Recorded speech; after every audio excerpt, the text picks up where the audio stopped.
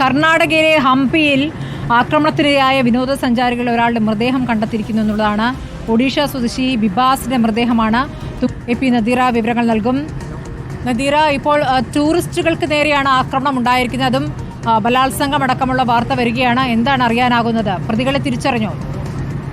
ശ്രുതി, ഇത് ഹംപിയിലെ സനാപൂർ തടാകക്കരയിലെത്തിയ 5 വിദേശ വനിത ഉൾപ്പെടെയുള്ള സംഘത്തിന് നേരെയാണ് ഈ അതിക്രമം നടന്നിരിക്കുന്നത്. ഇസ്രായേലിൽ നിന്നുള്ള വിദേശ വനിത ഉൾപ്പെടെയുള്ള 2 സ്ത്രീകളെ ബലാത്സംഗത്തിന് ഇരയാക്കുകയും ഇവരോടൊപ്പം ഉണ്ടായിരുന്ന അമേരിക്കൻ പൗരനെയും അതുപോലെ ഒഡീഷ, മഹാരാഷ്ട്ര സ്വദേശികളായ യുവാക്കളെയും കനാലിലേക്ക് തള്ളിയിടുകയുമായിരുന്നു ചെയ്തത്. ഇതിലിപ്പോൾ ബിബാസ് എന്ന് പറയുന്ന ഒഡീഷ സ്വദേശിയുടെ മൃതദേഹമാണ് കനാലിൽ നിന്ന് കണ്ടെടുത്തിരിക്കുന്നത്.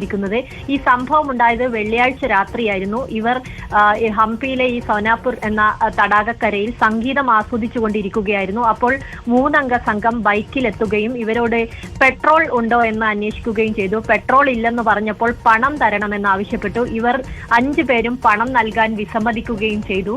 ഇതോടുകൂടിയാണ് ഇവർക്ക് നേരെ അതിക്രമം ഉണ്ടായത്. ഈ ഒപ്പമുണ്ടായിരുന്ന 3 പുരുഷന്മാരെയും കനാലിലേക്ക് അക്രമി സംഘം തള്ളിയിട്ട ശേഷം കരയിൽ വന്ന് ഈ 2 സ്ത്രീകളെ ലൈംഗികാതിക്രമത്തിന് വിധേയരാക്കുകയാണെന്നാണ് ഇവരുടെ പരാതിയിൽ പറയുന്നത്.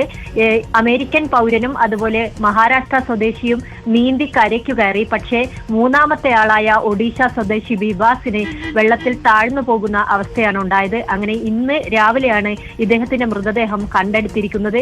പോലീസ് വ്യാപകമായ തിരച്ചിൽ നടത്തുകയാണ് പ്രതികൾക്കായി. ഇവർ അപ്പോൾ തന്നെ രക്ഷപ്പെടുകയുണ്ടായി. ഇവരുടെ വാഹനം കണ്ടുകിട്ടിയിട്ടുണ്ട്. പക്ഷേ 20 മുതൽ 23 വയസ്സുവരെ തോന്നിക്കുന്ന കന്നഡ ഭാഷയും തെലുഗു ഭാഷയും സംസാരിക്കുന്ന പ്രദേശം, എല്ലാവരും യാത്രകൾ പോകുന്ന സ്ഥലമാണ്. അവിടെ നിന്നും ഇങ്ങനൊരു ദുരന്ത വാർത്തയാണ് വന്നിരിക്കുന്നത് എന്നുള്ളതാണ്, ആശങ്കപ്പെടുത്തുന്ന വാർത്തയാണ് വന്നിരിക്കുന്നത് എന്നുള്ളതാണ്.